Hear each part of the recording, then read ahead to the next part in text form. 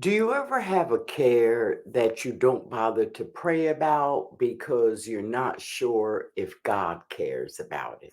And if that's you, that's a problem for you. And more importantly, it's displeasing to God. I had a member at Balm, and he suffered with a heart condition when he came in. And I wanted to pray for him. And he said to me, "Oh, no, don't worry about that. God has more important things to do." And so he chose to carry that care himself, to make all of his own decisions for doctors, to make all of his own decisions concerning medicines and surgeries. He didn't have to, but he chose to. And we all do this at one time or another to one degree or another. Some Christians don't even bother to pray about their daily needs or those cares that come up all of the time. They prefer to manage them in their own strength. When you fail to cast your cares upon the Lord, you will become distracted by them. Now, not every problem that we have is going to be one that keeps us up at night. There are those problems that we don't even think about every day. But when they do come into our mind, they invade our thoughts and they distract us and divert our attention away from what it is that we were doing. And so your cares matter, no matter how big or small they are. They stand in the way of God growing you, of God using you, and of God causing you to become who He desires for you to become. The other day, I was reading a book and my son came and dropped the mail on my desk. And I decided to open up the mail, and boom, to my surprise, two increases in monthly premiums that I have to pay every single month. And beloved, I was upset. It was completely unexpected. I immediately began to worry and kind of become concerned about being able to meet these increases comfortably. And so, after a while of just thinking and trying to manage it on my own and come up with ways of how we could do this, what could we cut back on, and so on, I decided to go and to cast those cares upon the Lord. And beloved, when I went into prayer, the Holy Spirit took that opportunity not only to receive that care from me, but He emptied me of every care that I had.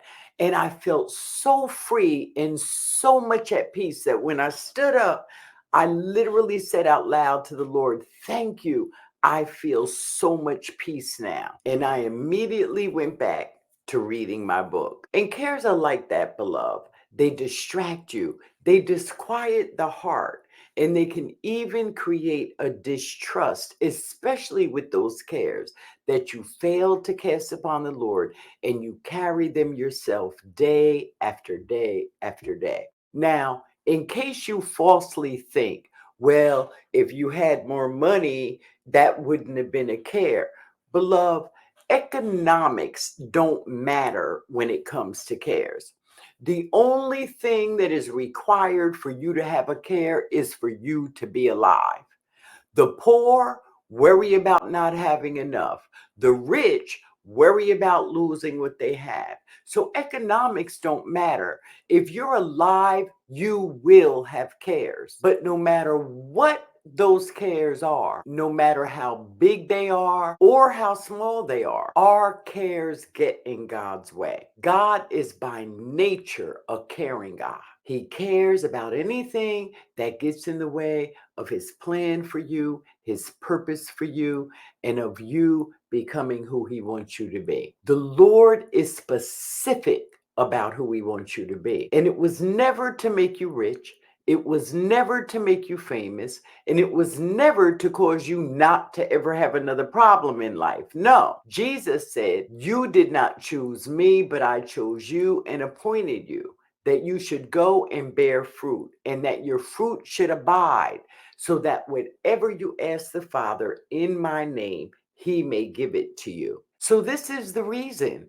And cares get in the way of you bearing fruit, beloved. And we know this because in Matthew 13, verse 22, Jesus is speaking to the disciples and He says, "He that receives seed among the thorns is he that hears the word And the cares of this world and the deceitfulness of riches and the lusts of other things come in and they choke the word and it becomes unfruitful. So, what is the Lord saying? That your cares cause you to be unfruitful. What cares? Any care at all. When the Lord speaks of fruit, he is speaking specifically about the fruit of the Spirit. He is not speaking about money. He is not speaking about crowds. He is not speaking about success in the world.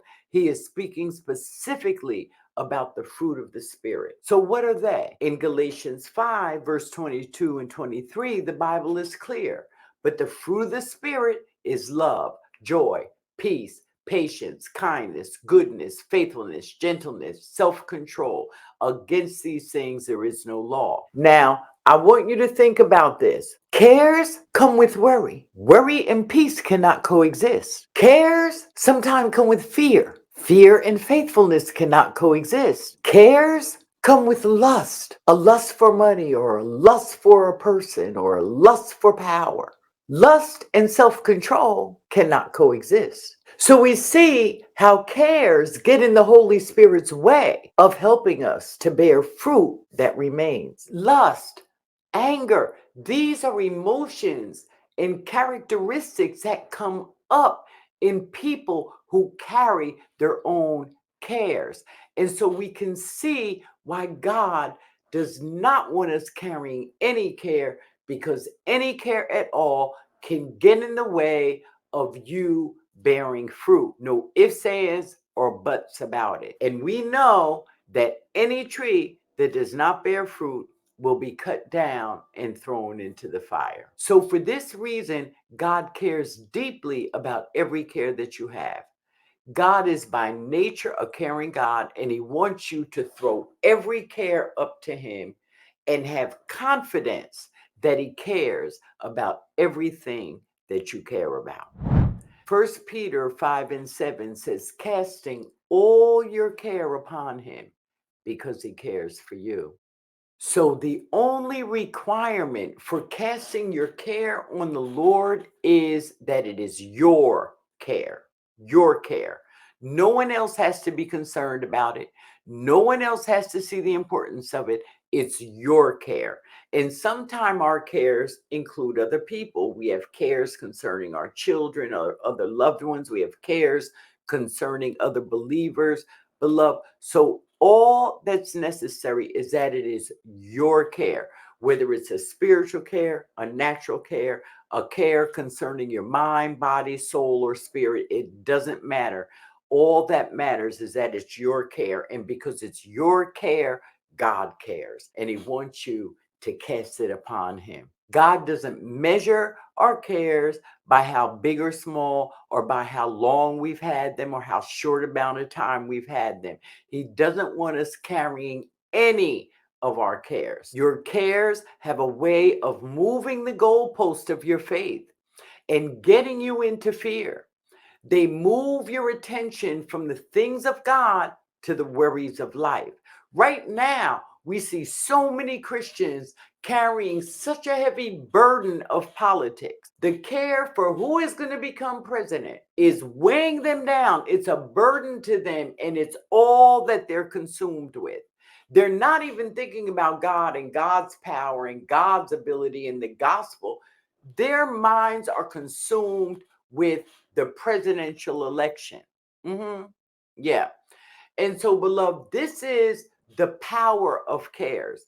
They distract you away from God, from who God is, and from what God has called you to. So, beloved, this is the problem with the worries of life and the cares of this world. And you can't stop them. See, this is why we see this happening, because you can't stop them. We can't stop the things that we care so much about from captivating our attention, from diverting our attention from God. Only God can stop them. So cast your burden on the Lord, and he will sustain you. He will never permit the righteous to be moved. Do you hear that? If you're casting your burdens upon the Lord, You will not be moved into unfruitfulness, into a barren place where your fruit is not evident because it's possibly not even there. So cast your burden, beloved. God won't allow your cares to move your faith. He won't allow your cares to cause your fruit to dry up. He won't allow your cares to shake you and to cause you to slip and fall. He will handle your cares and keep you standing strong by his spirit. Only when we have cast our cares on the Lord will we be able to stand against the wiles of the enemy. And many people in this season are not casting their cares. They're handling them themselves, and it's obvious. And so when we cast our cares upon the Lord, we will stand because God is able to make us stand.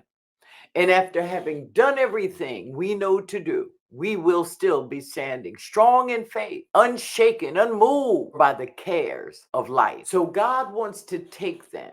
He'll take them unto himself when you cast them upon him. Philippians 4:19 says, and my God will supply every need according to his riches and glory, which are in Christ Jesus. Our cares are an enemy to the workings of God. And for that reason, he does not ignore any care that you cast upon him, beloved.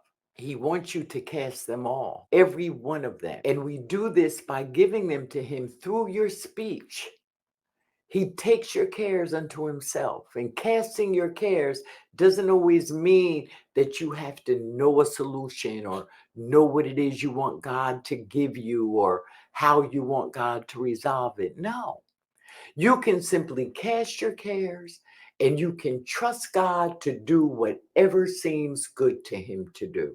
Now, I will admit that that way can take a level of maturity and a level of faith. And if you feel that you're not there, or you feel that you have a certain outcome that you'd like God to do, it's fine to make that petition, to make the requests of how you want God to resolve your care. But sometimes having to think of a solution or think of the way you want the outcome to be can add to it, to your cares. That can become a burden within itself. So you can just cast your cares up and you can leave it to God to do whatever he seems good to do. You can follow 1 Peter 5:7 and just cast your cares and leave them with God.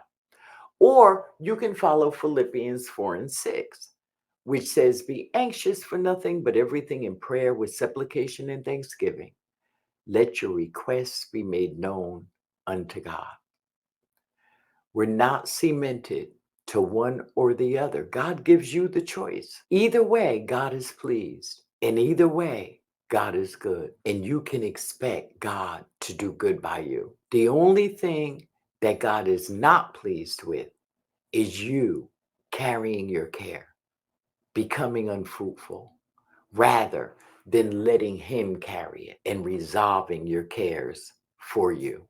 In Matthew 6, the Lord took the time to speak on our daily needs so that we would know the extent to which God cares. In Matthew 6, he said, but if God so clothe the grass of the field, which today is alive and tomorrow is thrown into the oven, how much more will he not clothe you, O ye of little faith? Therefore, do not be anxious, saying, what shall we eat, or what shall we drink, or what shall we wear? For the Gentiles seek after all these things, and your heavenly Father knows that you need them all. Not some, but all. So seek first the kingdom of God and his righteousness, and all these things will be added unto you. So does God care? Absolutely. How much does he care? Deeply. What does he care about? He cares about everything that you care about. If you like this video, if this video was a blessing to you, please remember to like and to share. And if you have not subscribed,